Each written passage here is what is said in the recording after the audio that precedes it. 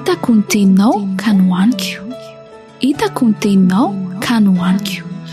Famerenana ny lesona sekoly sabata ho an'ny lehibe arahinao eto amin'ny Hope Fire Radio miaraka amin'ny imprimerie adventiste. Hitako ny teninao ka nohaniko, hitako ny teninao ka nohaniko.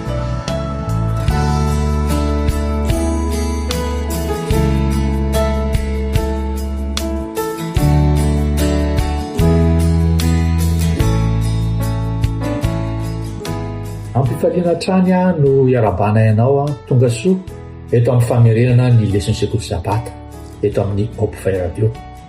Ny namanareo mpanomponareo Dr Jean-Jacques Andriamparana no manolotra ny fotoanan'io izay tsy ahivana trany fa mpiara-mianatra aminareo ihany ny tenako. Lesona fahasivy sady amin'ny andian'ny fandalinana mitondra lohateny hoe mampiray ny lanitra sy ny tany, Kristy ao amin'ny Filipianina sy ny Kolosianina, lesona fahasivy sady tsika izao. Midika izany fa tsy ho ela dia ilozana sady telo volana voalohany ity, tena miazakazaka ilay fotoana. Amin'ity ny lohateny lesona dia hoe fampihavanana sy fanantenana. Mialohan'ny hanombohantsika izao fotoana izao dia manasa anao hiaraka hanondrika ny lohanao fa hiaraka hivavaka isika.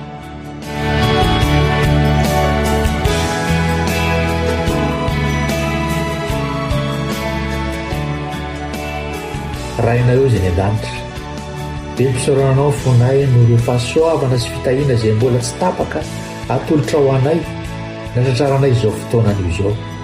Mamindrafo aminay Tompo noho ny tsy famendrehanay. Misaotra satria efa nanaiky io fampihavanana anay ianao Jesosy, ary hiantra ty lesona ity izahay dia mangataka ny fitarihan-dalana avy amin'ny fananao masina ho aminay tsirairay avy, atakaranay ny zava-miafina lehibe izay ambara ankehitriny amin'izao teninao izao. Tahio ny sainay Tompo, ny resakay, ny teninay mba ho tarehan'ny fananao masina hatrany.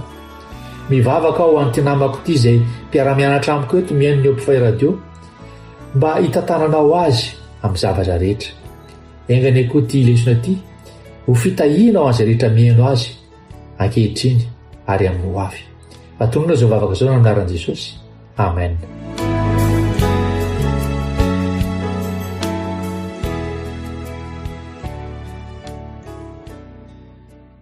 Amin'ity anio ity dia ny tapany faharoa amin'ny fandiniana ny Kolosiana toko voalohany no ho jerentsika. Ny Kolosiana toko voalohany 5:5 ka hatramin'ny 20 tokoa mantsy no jerentsika tamin'ny lasa. Fa izao kosa indray dia hitohy hatrany amin'ny faran'ilay toko voalohany isika.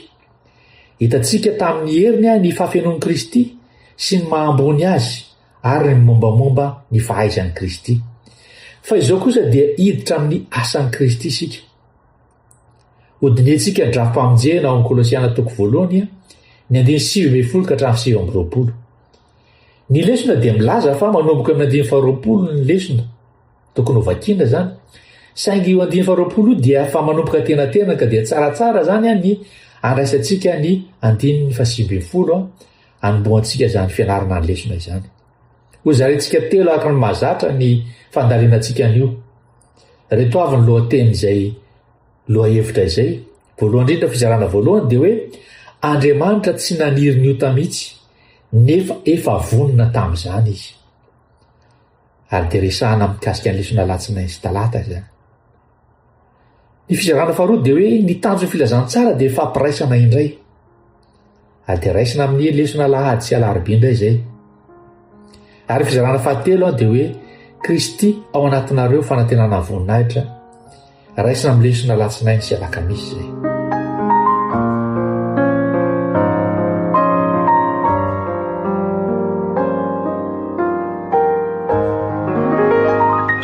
Hiditra avy hatrany amin'ny fizarana voalohany ary sika. Ny lohateny izany dia hoe tsy naniry ny ota mihitsy Andriamanitra nefa vonona tamin'izany izy. Fototra amin'ny lesona alatsinainy sy talata. Ndao antsika hanomboka hamaky ireo toko sy andininy izay vakiana, izy manontolo dia vakiantsika, tsy dia hoe lavabe akory izany. Vakiantsika ny Kolosiana toko voalohany 7:20 ka hatramin'ny 7:20. Vakiantsika mianaran'i Jesosy izany. Fa sitraky ny ray ho ao aminy no hitoeran'ny fahafenoana rehetra, sady izy no hampihavana ny zavatra rehetra aminy, ka dia ny rany teo amin'ny hazo fijaliana no nanaovany fampihavanana. Eny, izy hoy aho no fampihavanana izany na ny ety ambonin'ny tany na ny any an-danitra. Ary ianareo izay oloko azy fahiny sy fahavalo tamin'ny sainareo noho ny fanaovan-dratsy no efa nampihavanana ankehitriny tao amin'ny tenany nofiny tamin'ny fahafatesana mba atolony ho masina sady tsy hanatsiany amam-pondro eo anatrehany. Raha maharitra amin'ny finoana ianareo ka mafiorina sady tafatoetra ary tsy mety hafindra hiala amin'ny fanantenana avy amin'ny filazantsara izay efa renareo sady notorena eny ambanin'ny lanitra rehetra eny, ary izany no nanaovana Paoly ho mpanompo. Ankehitriny dia mifaly amin'ny firaketako anareo fa mahatanteraka ao amin'ny nofoko izay tsy vita tamin'ny fahorian'i Kristy ho an'ny tenany dia ny fiangonana izay nanaovana ahy ho mpanompo araka ny fitondran'Andriamanitra nomena ho anareo hahatanteraka ny fitoriana tenin'Andriamanitra dia ny zava-miafina ilay voafina hatramin'ny fahagola sy ny taranaka maro fa voaseho ankehitriny amin'ny olona masina izay efa tian'Andriamanitra ho nampahafantarina ny hareny voninahitra ty zava-miafina any amin'ny jentilisa dia Kristy ao anatinareo izay fanantenana ny voninahitra. Izy no torianay ka samy anarinay sy ampianarinay amin'ny fahendrena rehetra ny olona rehetra mba samy atolotray ho tanteraka ao amin'ny Kristy izy. Ary ny hatanteraka izany no kelezako aina koa sy ezahako fatratra araka ny fiasan'ny herin'ilay miasa mahery ato anatiko. Fitiany Paoly toy ny hoe fampahafantarana ny olona masina ny zava-miafina dia ny hoe Kristy ao anatinareo ny fanantenana voninahitra ny hafatra izay nampitondraina eto. Ary izay no faran'ny zavatra rehetra izay resahany, izay no hafatra izay mila toriana. Raha tsy mifarana amin'ny fifantohana amin'ny Kristy ao anaty io ny lesona dia ohatrany hoe tsy dia tsara loatra. Andehany viranantsika jerena ilay andininy. Vakintsika ny Baiboly Diema zany aho ny andininy 7 sy ny andininy 20. Andininy 7 fa tao aminy no sitrak'Andriamanitra hitoeran'ny fahafianoana tanteraka. Andininy 20 ary ny raha nafony teo amin'ny hazo fijaliana no nanaovan'Andriamanitra fampihavanana ka dia tamin'ny alalany no sitrak'Andriamanitra ampihavanana amin'izy iray ny zavatra rehetra na ny eto an-tany na ny any an-danitra. Jereo tsara fa miveriny indrony hoe sitrak'Andriamanitra eto. Voalohany hoe ny toerany fahafianoana tanteraka. Faharoa, ampihavanana amin'izy iray ny zavatra rehetra na ny eto an-tany na ny any an-danitra. Izany hoe izany ilay rany Jesosy Kristy izay nalatsaka teo amin'ny hazo fijaliana dia feno tanteraka mba ahatonga antsika ho vita fihavanana amin'ny ray, ary izay ilay hoe fampihavanana. Avy eo dia mitohy izany ao amin'ny 120. Jerentsika midika teny protestanta malagasy indray izy io hoe ary ianareo izay vahiny sady fahavalo tamin'ny fomba fisainanareo sy ny asa ratsy nataonareo. Raha jerena amin'ny dika teny Diema indray izay teny izay dia zao hoe ianareo koa dia lavitra an'Andriamanitra fahiny sady fahavalony noho ny ratsy no saininareo sy nataonareo. Eto zany ny vahiny ambara eto zany dia zao hoe lavitra an'Andriamanitra noho ninona noho ny asa ratsy izay ny saininy sy nataony, izany hoe noho ny famotana zany. Andao ary jerentsika ny fiteny ampiasaina eto. Ny dikan'ireo fanambaranareo dia ny hoe nisy fotoana zany nisy ny zavaboary ny ray izay tsy nisy fisarahana, tsy nisy ny tsy fanarahana, tsy nisy ny mahavahiny na fifandrafiana, fa ny ray daholy ny zavatra rehetra. Ary izay mihitsy ny toetra ny teny hoe fampihavanana. Tsy afaka mampihavana afa-tsy ny zavatra izay efa niray na nitambatra teo aloha isika. Ary ilay voalaza ao amin'ny 120 hoe ianareo izay vahiny taloha dia izao. Tsy niantso antsika fotsiny hoe aliena na hoe vahiny na hoe étranger. Toy ny hoe manana an'izao rehetra izao Andriamanitra dia nisy olona hafa avy any ivelan-tany tonga teo. Tsy izany akory, tsy izany mihitsy. Fa isika dia anisany ity tontolo miray ity indray mandeha. Izany hoe ity famoroan'Andriamanitra ity. Saingy nanjary vahiny isika, nanjary nisaraka isika, nanjary tafasaraka isika. Nisy fotoana nitambatra, avy eo dia nanjary simba izany fitambarana izany. Ary inona ny zavatra nahatonga an'izany? Efa niraisantsika teo ihany.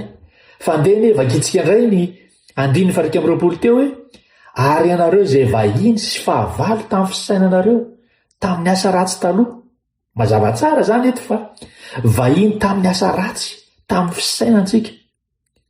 Teo aloha zany dia nifankahazo tsara ny zavatra rehetra, nisy saina iray, fifanarahana iray, fanahy iray, fitiavana iray tany an-danitra, ary tamin'izao rehetra izao ihany koa.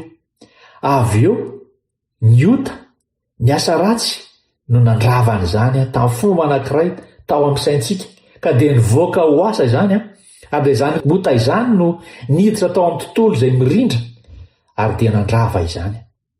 Ahoana ny voalaza ao amin'ny Isaia 1:1-2 Indro ny tanan'i Jehovah tsy fohy fa mahavonjy, ary ny sofiny tsy lalo-dalovana fa mahare.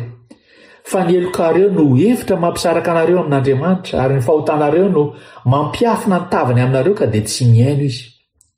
Ny helokareo, ny fahotanareo no nampisaraka anareo. Afaka manatsoaka hevitra mazava zany sika eto hoe niaraka ianareo ary ny ota no nampisaraka anareo. Ary hitantsika tamin'ny tantarany tontolo zany tao amin'ny Genesisy 1, izay fantatsika tsara ny fomba nidirana ny fahotana tao amin'ny Saedena. Talohan'izay dia niray ny zavatra rehetra, tsara tarehy ny zavatra rehetra, nisy lalàna, ary raha mbola nitarina izany izy ireo dia tsara ny zavatra rehetrarehetra. Nisy ny fifandraisana malalaka tamin'Andriamanitra, saingy rehefa nihinana ilay voankazo voarary izy ireo dia milaza kosa ny Baiboly fa nahiratra ny masony, tsapa ny fanotanjaka izy ireo, ary nilaza izy ireo hoe amin'ny 19 nandreny feon'Andriamanitra nitsangatsangana tao amin'ny sa tamin'ny fidinan'ny andro iray izy, ary Adama sy ny vadiny dia naninona nihery tavan'i Jehovah tao anaty hazo, ka avy hatrany dia mitondra io fanaravirana io ny ota. Ary jereo, inona nataon'Andriamanitra? Andriamanitra no nantany voalohany, nitady voalohany ny antso an'izy ireo nanao hoe aiza moa ianao? Ary avy eo ny fanontaniana manaraka eo amin'ny 1:12 dia hoe efa nihinananao va ny hazo izay nandrarako anao tsy hinananao? Zany hoe zany fantatr'Andriamanitra tsara ilay olana, tsy hita hoe ho afenina fa fantany, hitany miariary. Moa ve dia amin'ny fiainanao efa nisy fotoana tsy nakatoa koa ianao ka nandrava ny firaisan'izao rehetra izao? Amin'ny maha-olombelona antsika dia mpanota isika, ary dia izany fahotantsika izany no mandrava ny firaisan'izao rehetrarehetra izao. Eny na ho tokantrano ary na iza misy antsika, ny fahotana no mahatonga an'izany fandravana izany. Rehefa tsy miasa ny fanahy masina dia teraka ny fandravana. Indraindray mandre olona miteny toy izao ianao, nisaraka tamin'Andriamanitra izy ireo ka izany no antony, ary dia mezaka manazava eo atsika hoe zao ane le fahotana e, zao. Kanefa zao tsy misy fanazavana toy izany, tsy hoe izany fa ny asa ratsy no namorona ankehitriny ny vokatra izany, dia ny fandrafiana an'Andriamanitra sy ny fialonana. Koa takatry Paoly zao azo zao sara-tsaina izany amin'ny fomba fijery lanitra sy ny zavaboary miray. Tsara sy nirindra ny zavatra rehetra tany am-boalohany, fitiavana sy fahasambarana no nanjaka. Avy eo tampoka teo dia nisy ty foto-kevitra avy any ivelany momba ny tsy fankatoavana ity niditra, ary ny olona dia nanao ny zavatra nanohitra ny mpanomorona azy, ary dia niforona ny elanelana. Nisy ny antsana izay midadasika, ary ny rehetrarehetra dia very-hevitra. Saingy rehefa miverina eo amin'ny Kolosiana 1 sika dia zao, Andriamanitra dia tsy taitra tamin'ilay ota. Satria nahoana? Efa nanana drafitra izy. Dia vakitsika indray ny Kolosiana 1:1-20 dia ny zava-miafina, ilay voafina hatramin'ny fahagola sy ny taranaka maro, fa voaseho ankehitriny amin'ny olony masina. 20 izay efa tian'Andriamanitra ho nampahafantarana ny haren'ny voninahitra ity zava-miafina ity any an-jetilisa, dia Kristy ao anatinareo izay fanantenana ny voninahitra. Indro no niresahana momba n'ity zava-miafina ity eto, ary eto dia antsoina hoe nafenina hatry ny fahagola, ny taranaka maro izany. Ara-dalàna raha mipetraka ny fanontaniana hoe iza no nanafina? Ny valin'izany fanontaniana izany dia zao hoe ny any afaka manafina ny zavatra amin'ny zavaboary dia ny mpamorona ihany. Fa Andriamanitra mihitsy no nanana tao an-tsainy tao am-pony ny drafitra fa raha sanatry lavo ny olombelona dia azo ampiarina izany ho amin'ny fanavotana azy sy ny famarinana amin'ny laoniny amin'ny farany. Ary tsy ety ihany ny mpiara-mianatra malala no nitondran'ny Paoly an'io hevitra io momba ny zava-miafina io ao amin'ny Romanina 5:5-5 ihany koa, rehefa mamarana ny boky izy dia milaza hoe 5:5 ary ho an'izay mahay mampahery anareo araka ny filazantsarako sy ny fitorianan'i Jesosy Kristy araka ny fampisehoana ny zava-miafina izay voafinatry ny fony fahagola efa naseho ankehitriny tamin'izay nisoratry ny mpaminany araka ny didin'Andriamanitra mandrakizay ka nampahafantarina any amin'ny firenena rehetra ahatonga fanekena ny finoana. Toy izany koa Korintianina 2:2-7 izay manao hoe fa milaza fahendren'Andriamanitra izahay ka maneho zava-miafina dia fahendrena izay nafenina sady voaterin'Andriamanitra ho voninahitsika talohany nanaovana izao tontolo izao. Jereo tsara hoe talohany nanaovana izao tontolo izao dia efa tao an-tsaina ny voninahitsika saingy nanana zavatra nafenina tao aminy Andriamanitra. Misy hafa ihany koa ty Efesiana 4:7 manao hoe ary ny ampazava ny olona rehetra mba alalany izay fitondrana ny zava-miafina dia ilay voafina hatrany nanaovana izao tontolo izao tao amin'Andriamanitra izay nanao ny zavatra rehetra. Ka ilay Andriamanitra mpamorona zany izay ho tonga Andriamanitra mpanavitra aty aoriana, ny drafitra ho azy ho mpanavitra antsika dia efa natao talohany nalavon'ny olona, talohany nametrahana mihitsy aza ny fanorenana ny tany. Raha ny marina, izany no mahatonga Petera sy Jaona ao amin'ny bokin'ny Apokalipsy ihany koa sy amin'ny bokin'ny Petera hoe hitovy hevitra. Raha jerentsika ny Petera 1:1-20 ka hatramin'ny 20 amin'ny teny diemba dia izao ny voalaza hoe fantarareo fa ny nanavotana anareo ho afaka amin'ny fitoran-tena tsy mahasoa ny enti-paharazana dia tsy zavatra mety simba tahaka ny volafotsy na volamena. Ny nanavotana anareo dia ny raso sarobidiny nafon'i Kristy toy ny rantsan-akondry tsy misy kilema ary tsy misy pentipentina. Kristy dia efa voatendrin'Andriamanitra raha teo talohany nahariana izao tontolo izao saingy tamin'izao andro faran'izao vao naseho noho ny aminareo. Amin'ny Apokalipsy 3:7-8 dia izao ny voalaza hoe zanak'ondry izay voavono hatramin'ny andro renana izao tontolo izao. Kontino lazaina zany eto dia izao hoe rehefa miresaka momba ny fomba nanafenana io fahendrena io na io zava-miafina io tao amin'Andriamanitra Paoly dia tsy hoe fikasany mihitsy akory ny ota. Mpanafika avy any ivelany fahotana ary nandrava ny firendrany lanitra izany. Na dia diso fanantenana azy Andriamanitra dia tsy taitra izy. Fantany fa mety hitranga zany amin'ny farany. Nanana drafitra izy raha sendra mitranga zany. Ary avy eo ny fanontaniana dia hoe ho ampiarina ary ve zany sady tsy ho ampiarina. Tsy maintsy maka sara an-tsaina ihany tsika. Ohatra hoe rehefa lavony zany ny olona dia mifampijery ny Andriamanitra ray, izay Andriamanitra zanaka ary dia nanontany fantatrareo ve ny zava-misy, inona ny tokony ataontsika, irosy ve tsika, anao ve tsika. Hitan'Andriamanitra ny vokatra zany fahotana zany mazava ho azy. Ary eo no misy an'ilay Jaona 4:7-5 hoe fa toy izao ny tiavan'Andriamanitra izao tontolo izao nomena zanan'ilay tokana. Ny fanomezana zanany eto zany dia tsy hoe eny ary ndana midina any ambany any, fa nisy safidy sy fanapahan-kevitra teo.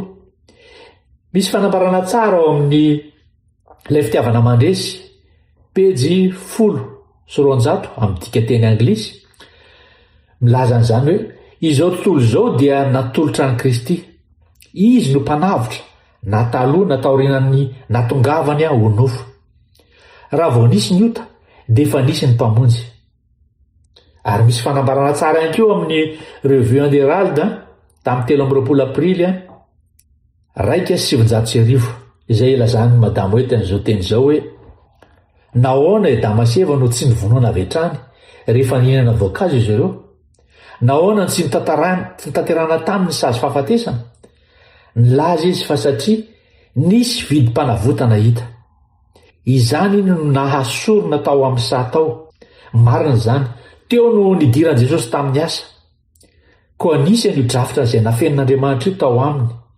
Tsy nisy ilana ny resahana momban'izany mandra-pilana azy. Sainga isaka ny manota ny olona dia nanaiky ny anatanteraka ilay drafitra izy ireo.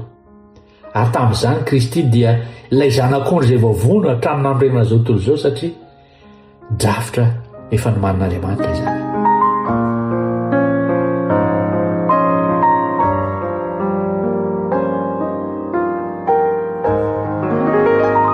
Hiditra avy hatrany indray eo amin'ny fizarana faharoa atsika. Fizarana faharoa dia hoe ny tanjon'ny filazantsara dia ny fampiraisana indray. Ary mifototra amin'ny lesona lahady sy alarobia izany. Inona ary ny tanjon'ny filazantsara? Ny fampiraisana indray izany. Mety hoe tsotra loatra angamba izany teny izany. Saingy raha miverina ao Kolosiana 1:20 sika dia inona ny voalaza ao? Inona ny tanjony?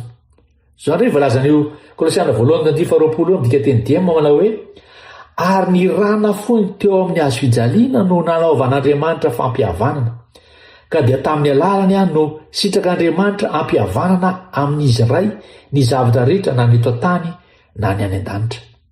Ny dika teny protestanta amin'io dia zao hoe sady izy no ampihavanany ny zavatra rehetra aminy, ka dia ny rano teo amin'ny hazo fijaliana no nanaovany fampihavanana.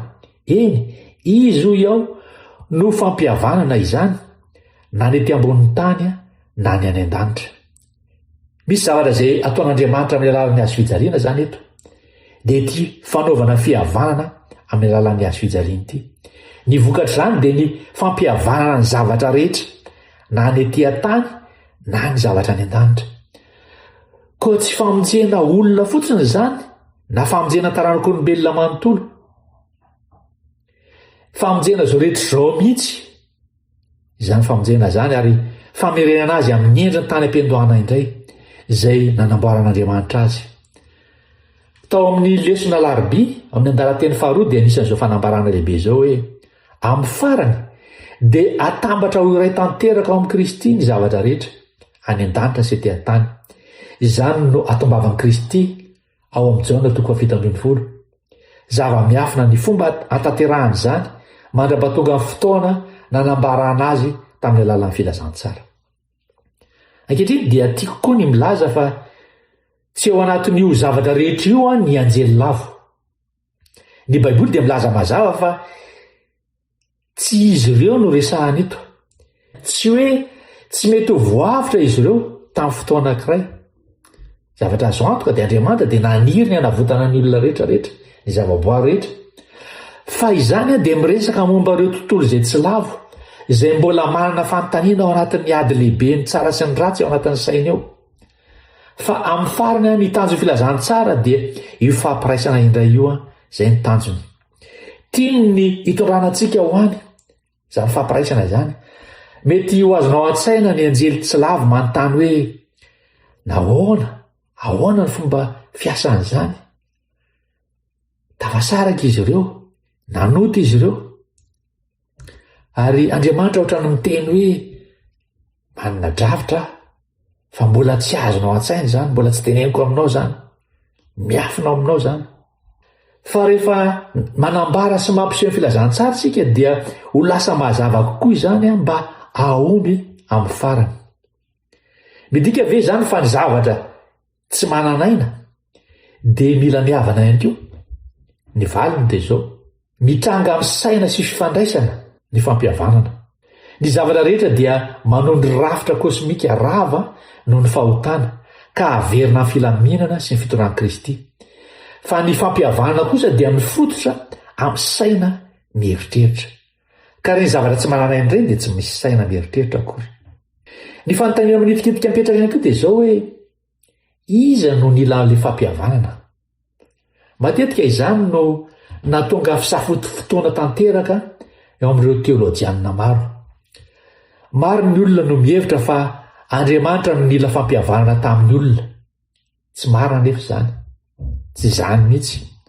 Fa araka nambaran'i Paoly mazava tsara eto amin'ireo andinin'ireo ary koa amin'ny Korintana 2:5 dia isika no niataka ka tafasaraka taminy ary isika no nila ampihavanana aminy indray. Inona moa ny porofo? Afantarantsika fa isika no niataka tamin'Andriamanitra fa tsy Andriamanitra no niataka.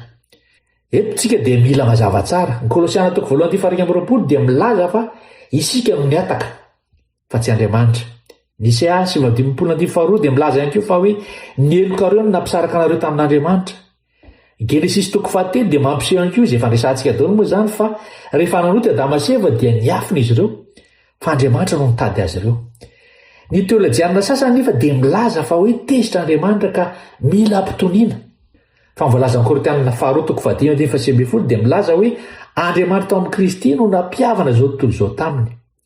Tsy Kristy izany no nampiavana an'Andriamanitra tamin'ny olona, fa Andriamanitra mihitsy no nanao ilay asa fampihavanana.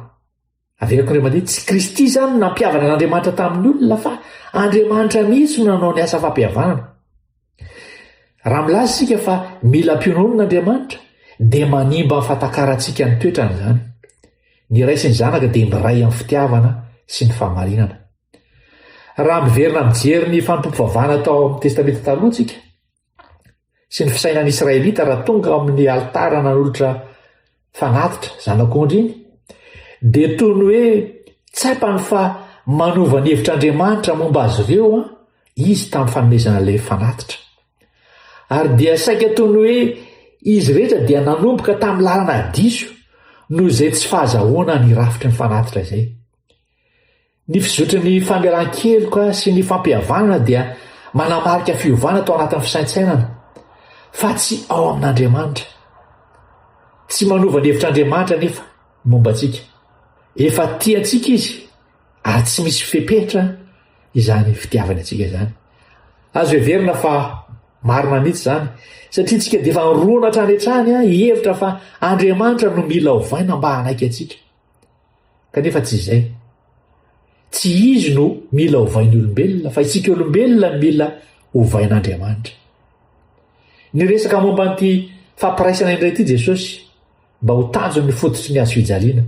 Izao voalaza ao amin'ny Jaona 2:12-13 Jaona 2:13 manao hoe tonga ankehitriny ny fitsarana izao tontolo izao, ankehitriny ny andrinana izao tontolo izao no roahana, ary izao raha sandratra hiala amin'ny tany dia hitaona ny olona rehetra anatin'ahy. Izany no lazainy anambara izay fahafatesana efa hiaretany. Ao amin'io 2:13 io dia tsara ny manamarika fa ilay teny hoe olona dia soratana amin'ny soramandry izany amin'ny ankabetsahany dika teny sasany. Ina ny antony? Satria tsy ao anatin'ny teny Grika tany am-piandohana mihitsy ilay teny hoe olona teo amin'io. Raha ny tena marina izany dia izao ny dikan'io teny hoe raha izao raha sandratra hiala amin'ny tany dia hitaona ny rehetra ho any amiko. Ary izay no lazainy anambara ny fomba fahafatesany izay efa hiaretany. Ary dia mahafinaritra ny mahafantatra fa i Paoly koa ao amin'ny asa sorany dia manamafy hatrany fa ny tontolo rehetra izay midika hoe na ny any an-danitra na ny etỳ an-tany, ny tontolo rehetra, ny famoronana rehetra dia mijery ny azo fijalian'i Kristy. Ary rehetrarehetra anie izany. Fa na dia ho an'ireo izay tsy nanota mihitsy aza, ireo anjely marobe, ireo fanapahana sy herany amin'ny toerana any an-danitra, ny azo fijalian'i Kristy dia mbola fitaovana fampihavanana hatrany. Na amin'ny fomba ahoana na amin'ny fomba ahoana dia voatarika ho akaiky kokoa sy ho mazava koa amin'Andriamanitra sy amintsika izy ireo amin'ny alalan'ity asa fototra ataon'i Kristy ny azo fijaliana ity. Misy fanambarana amin'ny mpanompo vavan'ny tompo ao amin'ny Signs of the Times tamin'ny 3 Desambra 1990 mivaky toy izao: ny anjely dia manome haja sy voninahitra an'i Kristy, fa na izy ireo aza dia tsy voaharo raha tsy mijery ny fijaliany zanak'Andriamanitra. Amin'ny alalan'ny herin'ny azo fijaliana no iarovana ny anjelin'ny lanitra amin'ny fialana amin'ny finoana. Ny drafim-pamonjena izay mampiseho ny fahamarinana sy ny fitiavan'Andriamanitra dia manome fiarovana mandrakizay amin'ny fialana amin'ny finoana any amin'ireo tontolo tsy nanota, ary koa amin'ireo izay avotana amin'ny rany zanak'ondry. Matetika loatra isika no mieritreritra fa hoe ny azo fijaliana dia ny momba anahy fotsiny na farafaratsiny amin'ny momba antsika eto an-tany fotsiny ihany. Saingy ny lanitra rehetra ny ry havana dia mijery amin'ny Kristy tamin'ny alalana fatezany teo amin'io azy fijariana io ary dia mahazo an'ilay foto-kevitra mazava ny fankasitrahana ary ny fitiavana lalina kokoa an'Andriamanitra izy ireo. Ary rehefa voatarika ao aminy isika dia zao voatarika ao aminy koa izy ireo. Ary amin'izay zany rehefa miray isika mijery dia io ny fampihavanana izay Kristy irery ihany no mahay manatanteraka azy amin'ny alalan'io azy fijaliana io. Nefa mba hatonga zany aomby soamantsara zany fampiraisana izany dia tsy maintsy averina amin'ny toerany tany am-boalohany ny olombelona. Averina amin'ny toetra ny tany am-boalohany. Raha tian'Andriamanitra mantsy dia zao azony atao ny mampiraikitra antsika amin'ny lanitra zao zao. Fa ny olana dia zao samy manana ny rafitra miasa samihafa isika. Manana ny rafitra simban'ny olombelona lavo foana isika. Ary avy eo dia mety hoe manana ny rafitra madio any an-danitra. Fa tsy afaka miara-miasa zany. Ny any fomba dia ny fananana rafitra izay miasa mitovy amin'ireo tranga anankiroa ireo. Dia inona? Tsy maintsy miatrika ny olona fahotana zany isika amin'ny maha olona antsika. Mba tsy ampidirana azy fotsiny hoe any an-danitra, iny fahotana izany entina any an-danitra, tsy izay. Fa isika maha olona antsika dia tsy maintsy miatrika zany olona fahotana zany, miaiky izany ary miala mandresa izany, ary dia ampifanaraka azy amin'ny fiarahamonina any an-danitra.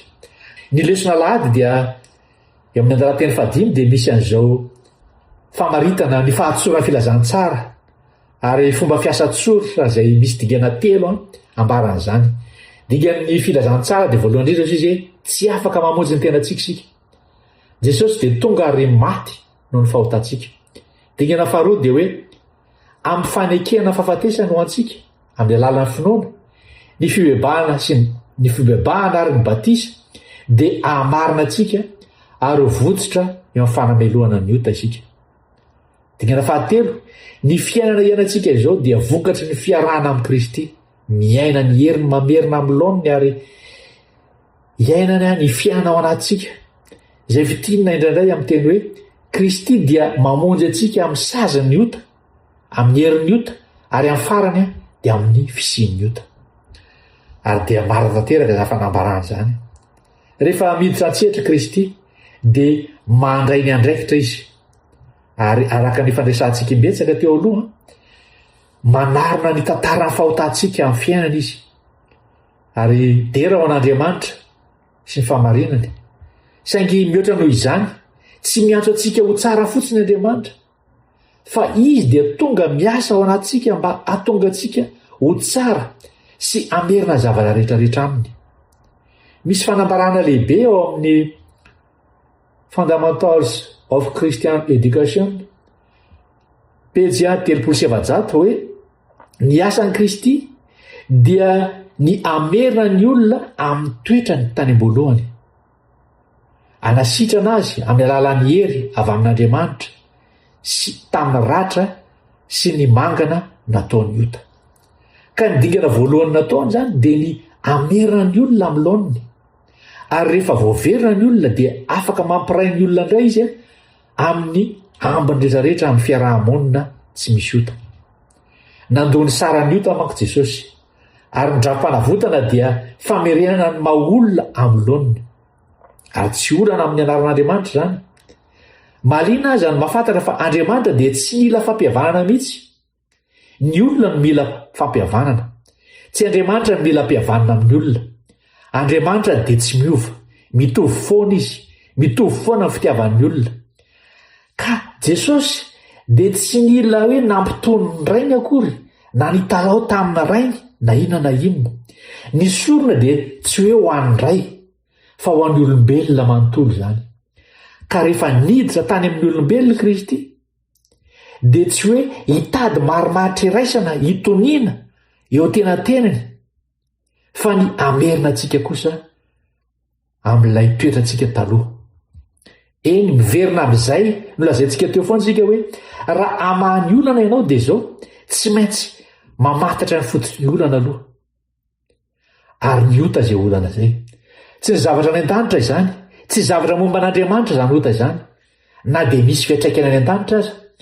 Ny ota no olana izay tsy maintsy vahana. Koa ny asan'i Kristy izany dia ny anala ny ota ary amerina ny olona amin'ny famoronana azy tany am-boalohany. mba ampidirana antsika indray ao amin'ilay filaharana tany am-boalohany.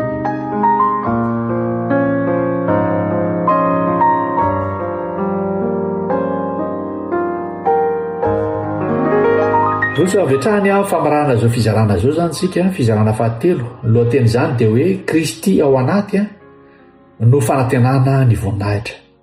Raha ny fampihavanana no tanjona ary ny filana dia ny fanovanany maolona ho amin'ny endriny tany am-boalohany, inona ary no any zavatra izay afaka ampandehan' izany?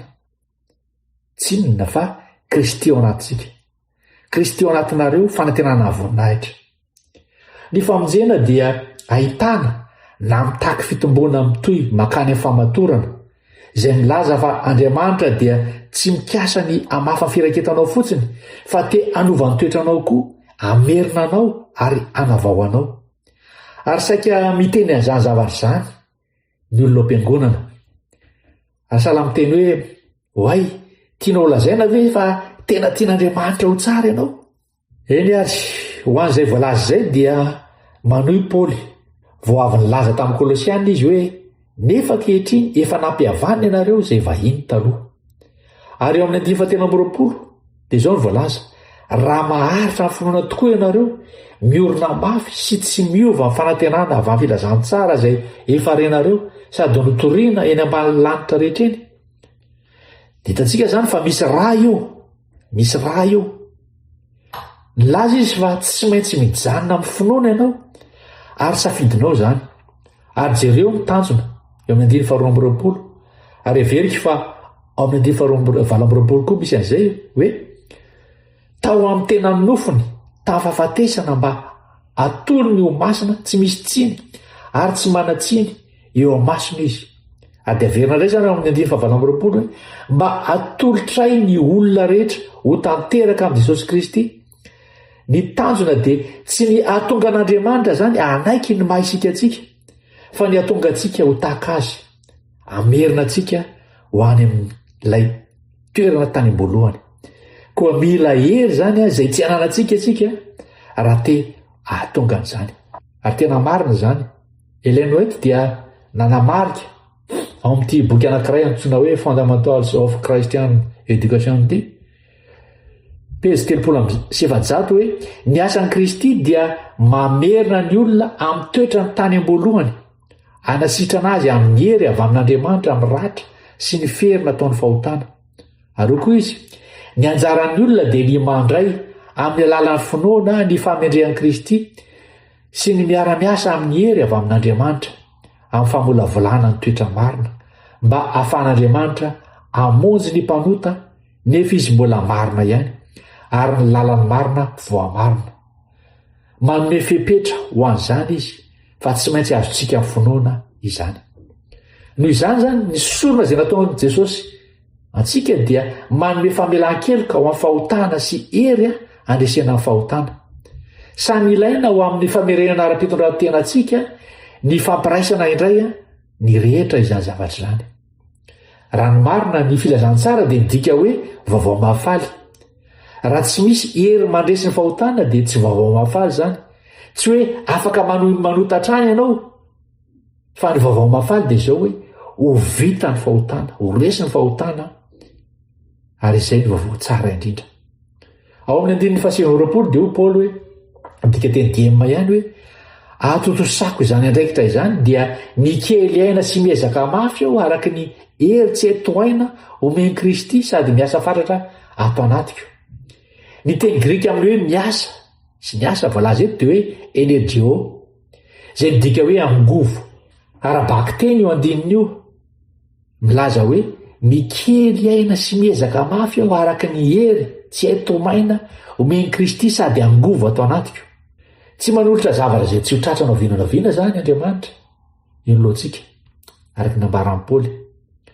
Omeny Kristy atsika ny hery ary mena atsika ny angovo mba ahafahantsika mahatratra ny tanjona io. Ary io voninahitra io dia ny toetrany izany.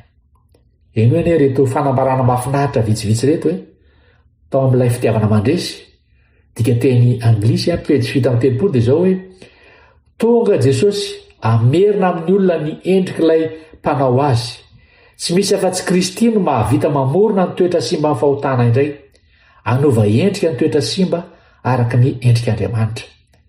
Ao vavolombelona mahery ihany koa amin'ny dikateny anglisy zany pejy 700 dia milaza toy izao hoe amin'ny alalan'ny herin'i Kristy ny lehilahy sy ny vehivavy dia nandrava rojo vy tamin'ny fahazarana nanota. Niala tamin'ny fitiavan-tena izy ireo, ny mpiteny ratsy nanjary mpanaja, ny mpimamo nanjary nahony-tena, ny mpijangajanga nanjary madio, ny fanahy izay nitondra ny endriky Satana nanjary niova ho amin'ny endrik'Andriamanitra. Ity fiovana ity no fahagagana fahagagana, fiovana nataon'ny teny, iray amin'ireo zava-miafina lalina indrindra amin'ny teny izany. Tsy takatsika izany, ny any azontsika atao dia ny mino araka ny voalazan'ny soratra masina fa Kristy ao anatinareo no fanantenana ny voninahitra. Inona moa ny mariky n'ilay hoe Kristy ao anaty zany? Ny mariky zany dia izao hoe araka voalazan'ny Galatiana 2:20, tsy izaho intsony no velona fa Kristy no velona ao anatiko. Dikan'izay zany ny ataoko rehetrarehetra zany dia izay tiany Kristy no ataoko, izay tenenin'ny Kristy ao anatiko ao dia izay ny ataoko. Izy ny motera manosika amin'ny zavatra rehetrarehetra. Ary dia misy fiovana ny saina terak'izay araka voalazan'ny Romanina 12:1, misy fiovana ny safidy araka voalazan'ny Filipiana 2:13, misy fiovana ny fitondran-tena araka voalazan'ny Matio 7:9. Ary ny olona izay manana Kristy ao anatiny zany dia izao mitombo amin'ny fitiavana izy, mahatsapa ny mampanota azy ary tsy te hamerina an'izany intsony. Miaina ny fiainam-pibebahana marina ary maniry ny fahamasinana. Mahavariana, ty fanambarana ray afa-ty dia hovakiako mba ho feo-kevitra nalaina tao amin'ny Revue Herald izy ty tamin'ny volana Desambra 1979 hoe tsy ny hazavany azo fijalian'ny Kalvari ihany no afantarantsika ny sandan'ny fanahin'ny olona na ny alalan'ny fafambaraka izay namonjenan'ny olona, ny famerenan'ny olona amin'ny fahatanterahana izay namorona azy tany am-boalohany no ahatonga ny osorona lehibe io. Tamin'ny sandrin'ny olombelona Jesosy dia nandrakotra ny taranak'olombelona ary tamin'ny sariny avy any an-danitra dia nandray ny seza fiandrianany tsy manapetra izy, ka nampitambatra ny olona voafetra amin'Andriamanitra tsy manapetra ary nampifandray ny tany amin'ny lanitra. Izany no antony ny mahatsy ampy ny fivavahana ara-dalàna fotsiny, fa tian'Andriamanitra tsika ny ametraka ny fontsika eo anilany hatrany ary indraindray rehefa tsapantsika fa hoe tsy eo anilantsika Andriamanitra dia ilaina ny mampitombo izany vavaka izany, fanoloran-tena isa-maraina mandritra ny tontolon'ny andro amin'ny fiainantsika rehetrarehetra. Tiany Paoly ny ampahafantara antsika fa tsy ny fandraisan'Andriamanitra ny fahotantsika ny olana fa ny fandraisantsika ny fitiavan'Andriamanitra. Ny fampihavanana dia fiovana ao anatin'ny saintsika fa tsy ao amin'Andriamanitra. Ary tena marina izany. Ary te ametraka izany mazava tsara hoe ao amin'ny Romana 10:10-11 dia hoy Paoly hoe satria raha fony mbola fahavalo azy isika nampihavana tamin'Andriamanitra no nahafatesany zanany, maika fa rehefa nampihavanana dia tsy maintsy voavonjy no ny fahavelomany tokoa. Tsy izany ihany koa fa isika dia mifaly amin'Andriamanitra amin'ny alalan'i Jesosy Kristy tompontsika izay nahazahoantsika ny fihavanana ankehitriny. Mario tsara fa io teny io ihany no any teny tokana amin'ny Baiboly raha mamaky ny Baiboly teny anglisy tsika amin'ny King James Version ny hoe ampiasaina ny teny hoe atonement na hoe fanavotana zany, fa rehefa adika io atonement io dia afaka sarahana anankitelo hoe at-on-ment izay fampiraisana no heviny. Resahan'ny Paoly eto zany fampihavanana indroa ary izany no fototsy ny dikan'ny teny hoe fanavotana. Tsy miresaka ny fandoavana sazy na ny falesen-dahatra an'Andriamanitra izany. Noho izany ny fanavotana araka ny ambaran'i Paoly dia ny fitondranantsika ho iray amin'Andriamanitra ary io no iraka izay nampanaovana antsika. Famarana izany dia izao no hevi-dehibe izay azontsika raisina hoe voalohany indrindra hitantsika fa tsy nakasika ny fahotana mihitsy Andriamanitra fa efa nanana drafi-pamonjenana fenina tao aminy izy raha toa ka hitranga izany. Tsy tratra ny fahotana tsy napoizina izy izany tamin'izay fotoan'izay. Faharoa, ny tanjon'izany drafitra izany dia ny fampihavanana sy ny fampiraisana indray ny lanitra sy ny tany izay nisaraka noho ny fahotana manerana izao rehetra izao izany fa tsy ny olombelona ihany. Fahatelo, mba atonga zany aomby izany fampiraisana izany dia tsy maintsy averina amin'ny toetrany tany am-boalohany ny olombelona, tsy maintsy esorina ny fahotana sy ny vokany. Ary izay no asan'i Kristy, tsy ny anome famelan-keloka fotsiny fa anome hery andresy ny fahotana ihany koa, ary hitoetra ao anatintsika. Izany no zava-miafina lehibe indrindra Kristy ao anatinay, fanantenana voninahitra. Dia izay indray ary ny lesontsika androany, engane isika rehetra tsy ho variana amin'ny lafiny ara-teolojia fotsiny fa hiaina amin'ny zava-miafina ao amin'ny fomba manokana io, ary amelan'i Kristy hitoetra ao anatintsika, hiasa ao anatintsika mba hamerenantsika ho amin'ny endriny indray. Satria amin'ny alalantsika vao ahita ny fampihavanana marina ny tontolo mandedana antsika, ary hiara-hiasa amin'Andriamanitra amin'ny fanafainganana ny fiavian'i Jesosy tsika. Koa dia mametraka ny veloma mampiresaka amintsika indray amin'ny fotoana malaraka. Veloma indrindra tompoko, manasa anao hiara-bavaka amiko famarana izao fotoana izao.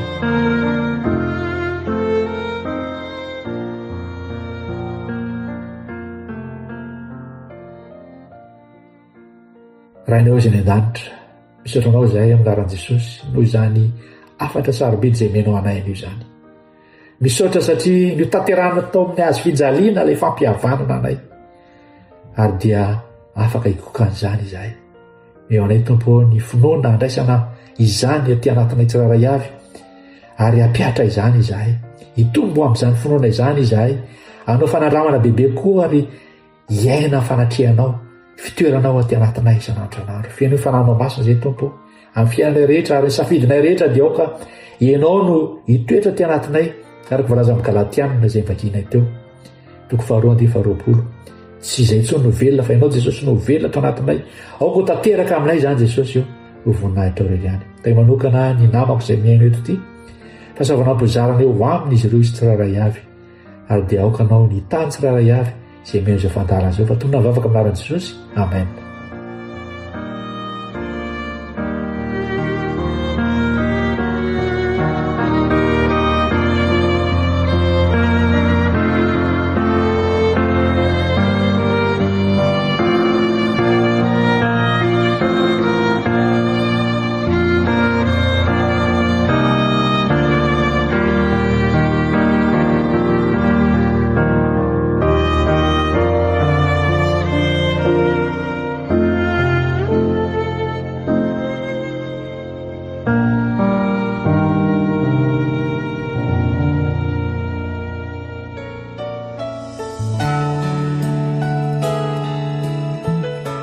Hitako ny teninao ka nohaniko, hitako ny teninao ka nohaniko. Famerenana ny leson'ny sekoly sabata ho an'ny lehibe arahinao eto amin'ny Hope Fire Radio miaraka amin'ny imprimerie adventiste. Hitako ny teninao ka nohaniko, hitako ny teninao ka nohaniko.